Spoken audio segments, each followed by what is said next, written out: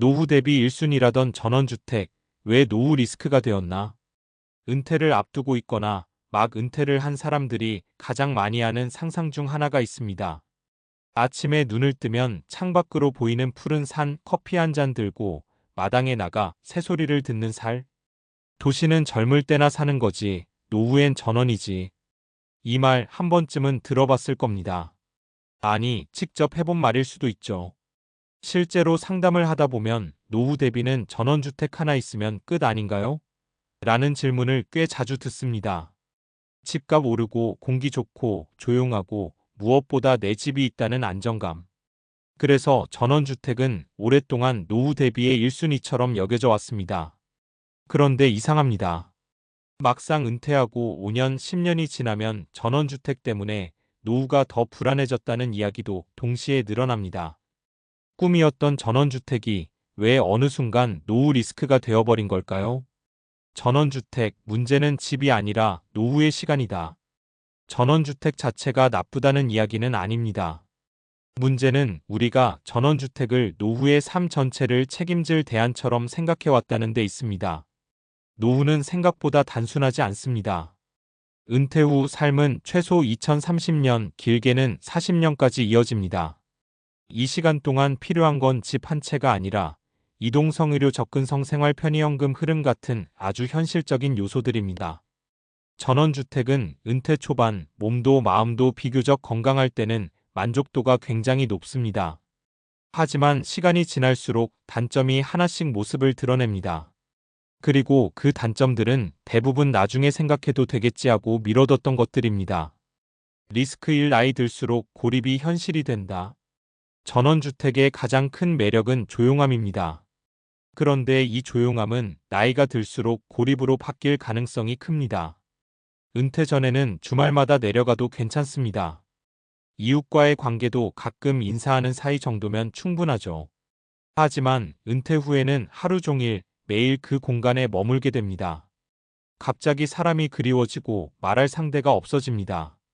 도시에서는 엘리베이터에서 스치는 인사, 동네 카페 사장님과의 짧은 대화도 자연스러운 사회적 접촉이었는데 전원에서는 그마저도 의식적으로 만들지 않으면 사라집니다. 사례. 경기도 외곽에 전원주택을 지은 어씨 부부는 은퇴 3년 차까지는 여기 오길 정말 잘했다고 말했습니다. 하지만 5년이 지나자 상황이 달라졌습니다. 남편이 먼저 건강이 나빠졌고 아내 혼자 집을 지키는 시간이 늘어났습니다. 버스를 타려면 20분을 걸어야 했고 병원은 차로 40분 거리였습니다. 결국 아내는 말합니다. 집은 좋은데 사람이 없으니까 하루가 너무 길어요. 리스크 2 관리 비용과 체력이 생각보다 크다. 전원주택은 자연 속의 집이지만 동시에 관리의 집입니다. 마당 관리, 제초 작업, 보일러, 정화조, 지붕, 배수 문제까지. 아파트에서는 관리비로 해결되던 것들이 전원주택에서는 전부 개인 몫입니다. 문제는 이 관리가 돈보다 체력을 더 많이 요구한다는 점입니다. 은퇴 초반에는 직접 하다가 어느 순간부터는 외주를 주게 됩니다. 그때부터 관리비는 눈에 띄게 늘어납니다. 사례. 충청도에 전원주택을 마련한 B씨는 노후엔 몸을 쓰는 게 건강에 좋다고 생각했습니다. 처음엔 잔디도 직접 깎고 작은 수리도 혼자 했죠. 하지만 무릎 수술을 한 이후 상황이 달라졌습니다. 모든 일을 업체에 맡기기 시작했고 연간 관리 비용이 아파트 살 때보다 더 들었습니다. B씨의 말입니다. 연금은 그대로인데 집 때문에 나가는 돈은 계속 늘어요.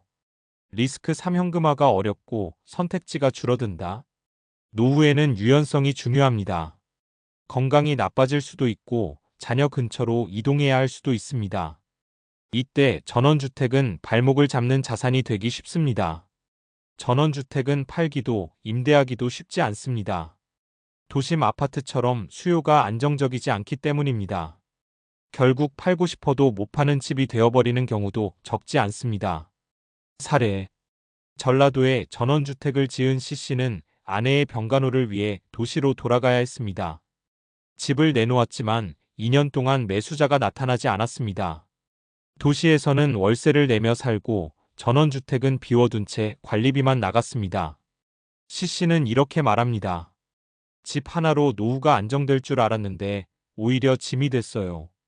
전원주택은 노후의 전부가 아니라 선택지 중 하나여야 한다. 여기까지 읽고 나면 전원주택이 굉장히 위험한 선택처럼 느껴질 수도 있습니다. 하지만 핵심은 그게 아닙니다. 전원주택의 문제는 과대평가된 역할입니다. 노후 대비는 집 한 채로 완성되지 않습니다. 어디에 살든 현금 흐름이료 접근성 사회적 관계 이동 가능성이 함께 고려돼야 합니다. 전원주택은 은퇴 초반의 삶의 질을 높여줄 수는 있습니다. 하지만 은퇴 후 전체 생애를 책임질 해답은 아닙니다. 그래서 전원주택을 생각하고 있다면 이렇게 질문을 바꿔야 합니다. 이 집에서 70대, 80대에 나도 살 수 있을까? 차를 못 몰게 되면 어떻게 될까? 아파서 혼자 생활이 어려워지면 선택지는 남아있을까? 노후 대비의 진짜 1순위는 집이 아니라 선택할 수 있는 여지입니다. 전원주택은 그 선택지를 넓혀줄 수도 반대로 좁혀버릴 수도 있습니다. 그래서 더 신중해야 합니다. 꿈은 중요합니다. 하지만 노후는 꿈보다 길고 생각보다 현실적이니까요.